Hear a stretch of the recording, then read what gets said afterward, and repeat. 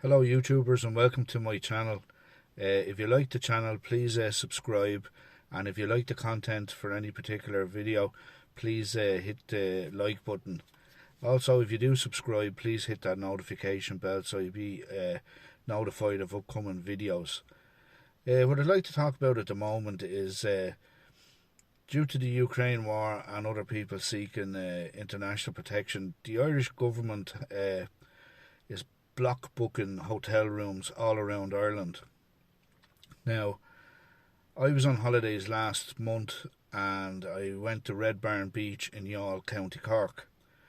Now, during the pandemic, I wanted to go down on my holidays the previous year, but the hotel, like all hotels, were all closed due to the pandemic.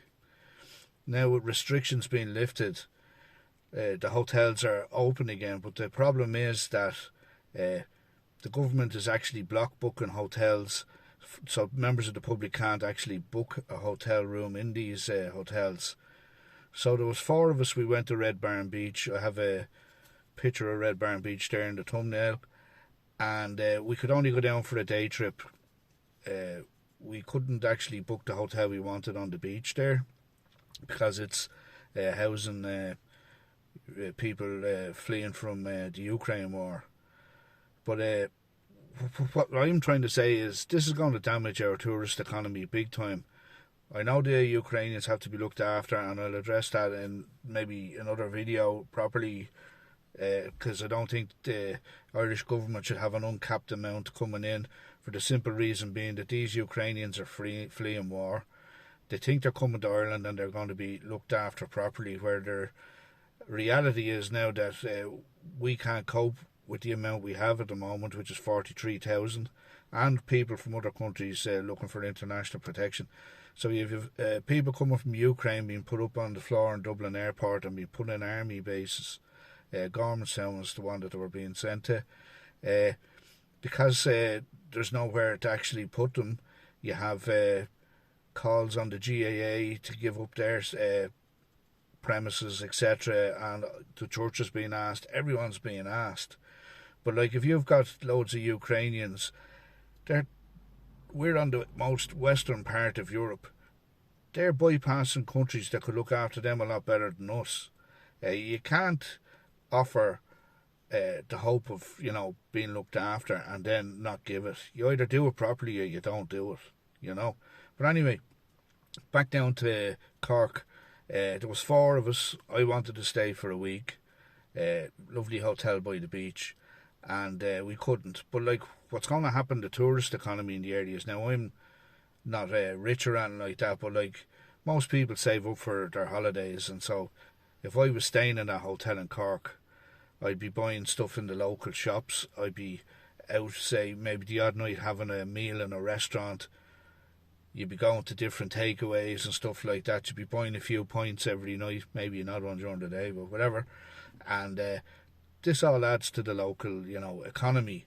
Then you also have, say, artisan crafts people who have shops and, selling stuff, all relying on the tourist season, which they're no longer getting because of this block booking.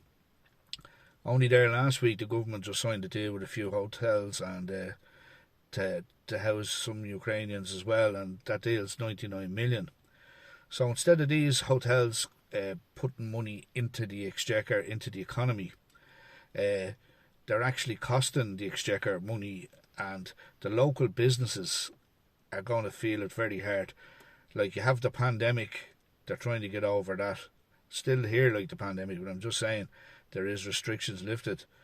So what I'm saying is that unless there's proper organisation and proper forethought into how we're going to look after the rest of the Ukrainians coming, because our government originally said 100,000 Ukrainians could come, then 200,000, and then it's uncapped. So, like, we're bursting at the seams at the moment at 43,000. What's it going to be like if that unlimited cap goes on? You just have to take a look at, say, recently, just for example, we have Gaelic games in Ireland, and every year there's an All-Ireland final in hurling and an All-Ireland final in football. So Normally you have, say, Irish people all around the world, part of diaspora, and if they're from one of those counties and they make the final, they always book hotels and they book match tickets at the same time. But the problem is, most of them couldn't get hotel rooms, but if they could, the prices were through the roof. So that meant those people didn't come to Ireland. That's a heavy loss of money for the exchequer. And then you have, say, people from America, all over the world, India, England, France, Germany. Those people that would be saving up for their holidays in Ireland, they're not going to be coming. They're going to go to other countries. So I know that the Ukrainians are fleeing war and that they have to be looked after and stuff like that.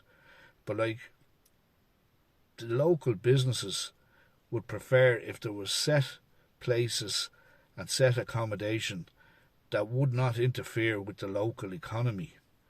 And it's something that has to be looked at, you know. Thank you. What do you think? And if you like this channel, please subscribe and hit the notification button or give us a thumbs up.